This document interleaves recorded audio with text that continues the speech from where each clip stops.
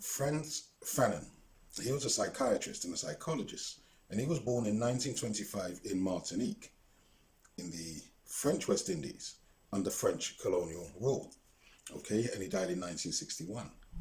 He wrote many articles, which was compiled into a book called Towards the African Revolution, and this was published in 1964. Okay, now, in one of his papers, he wrote about racism and culture, and he said that racism is systematic. It's not an accidental occurrence. Racism is a fundamental aspect of the system of exploitation and colonization. You dehumanize the indigenous group. You murder, you rape, you imprison and objectify them. And then you say, that's just the way they are. Exploitation, torture, raids, slaughter, and systematic oppression take turns at different levels in order to literally make the indigenous an object in the hands of the occupiers, the colonizers. He said racism is not something that evolves by chance as an accident. It is part of the cultural data of the colonizing group. The social constellation, the cultural whole, is based on the system of racism, and that military and economic oppression precedes, then makes possible, and then legitimizes racism. Here are his words. There are certain constellations of institutions established by particular men in the framework of precise geographical areas, which at a given moment have undergone a direct and sudden assault of different cultural patterns. The technical, genuinely advanced development of the social group that has thus appeared enables it to set up organized domination. The modern day theory of the absence of cortical integration, i.e. being unable to perceive sound, in colonial peoples is the anatomic, physiological counterpart of this doctrine. What it means is that when the colonizers landed, they spoke to the indigenous people in the Germanic languages, but the individuals couldn't understand the Germanic languages, and so the colonizers whipped them. They whipped them in order for them to follow instructions, okay, to do tasks. And then the colonizers have created this theory of the absence of cortical integration and said that the indigenous people had difficulty perceiving sound. It wasn't difficult perceiving sound, they couldn't understand what they were being told. Okay, but it doesn't make it a psychological condition. It's just, I don't understand the language. He goes on, the apparition of racism is not fundamentally determinate. Racism is not the whole, but the most visible, the most day-to-day, and, not to mince words, the crudest element of a given structure. The setting up of the colonial system does not of itself bring about the death of the native culture.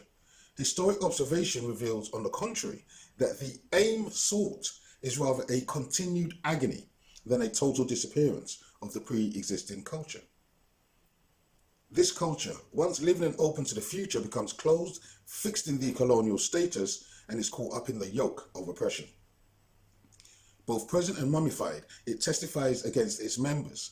The cultural mummification leads to the mummification of individual thinking. The apathy, so universally noted amongst colonized people, is but the logical consequence of this operation.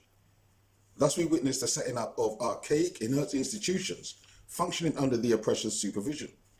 These bodies appear to embody respect for the tradition, the cultural specificities, and the personality of the subjugated people. And this pseudo-respect, in fact, is tantamount to the most utter contempt, to the most elaborate sadism.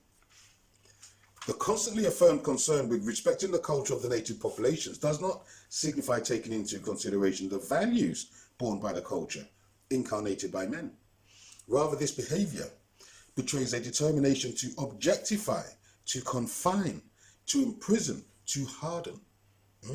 Phrases such as, I know them, or that's just the way they are, show this maximum objectification successfully achieved.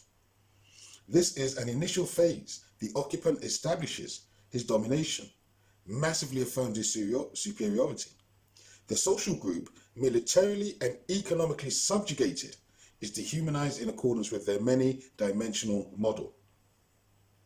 Exploitation, torture, raids, racism, collective liquidations and rational oppression take turns at different levels in order, literally, to make the native an object in the hands of the occupying nation.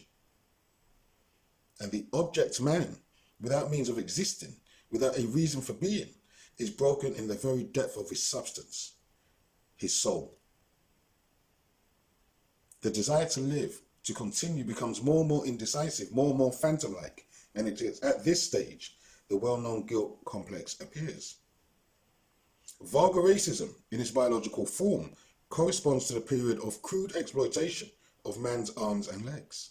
The perfecting of the means of production inevitably brings about the camouflage of the techniques by which man is exploited, hence of the forms of racism. It is therefore not as a result of the evolution of people's minds that racism loses its virulence. No inner revolution can explain this necessity for racism to seek more subtle forms to evolve. In the very heart of the civilized nations, the workers finally discovered that the exploitation of man at the root of a system assumes different faces. At this stage, racism no longer dares appear without disguise. The racist purpose has become a purpose haunted by bad conscience. Racism is never a super-added element discovered by chance in the course of the investigation of the cultural data of a group. The social constellation, the cultural whole, is modified by the existence of racism. For a time it looked as though racism had disappeared. This soul-soothing, unreal impression was simply the consequence of the evolution of forms of exploitation. Racism bloats and disfigures the face of the culture that practices it. Literature, the plastic arts, songs for shop girls, proverbs, habits, patterns, whether they set out to attack it or vulgarize it, restore racism. This means that a social group, a country, a civilization cannot be unconsciously racist. We say once again that racism is not an accidental discovery. It is not a hidden, dissimulated element. No superhuman efforts are needed to bring it out. Racism stares one in the face, for it so happens that it belongs in a characteristic whole, that of the shameless exploitation of one group of men by another, which has reached a higher stage of technical development. And this is why military and economic oppression generally precedes, makes possible, and legitimizes racism. So that was a paper by Franz Fanon, a black man from Martinique who was a psychologist and a psychiatrist, and he looked at the history. He looked at the history of the behavior of the colonizers. He looked at the history of the behavior of the oppressors, and he found techniques that they used systematically in order to break down the indigenous people and their culture and their minds. And so this is what they do. And he's saying that racism isn't an accidental thing. It wasn't discovered by chance. Racism is part and parcel of the structure of colonialism, of the structure of conquest, of the structure of the people who go around the world in order to colonize. So they have different techniques that they use in order to break the minds, break the spirit, break the soul of the indigenous people. And they practice these things over and over and over again. Thank you for watching. Please share, please subscribe. More videos coming soon.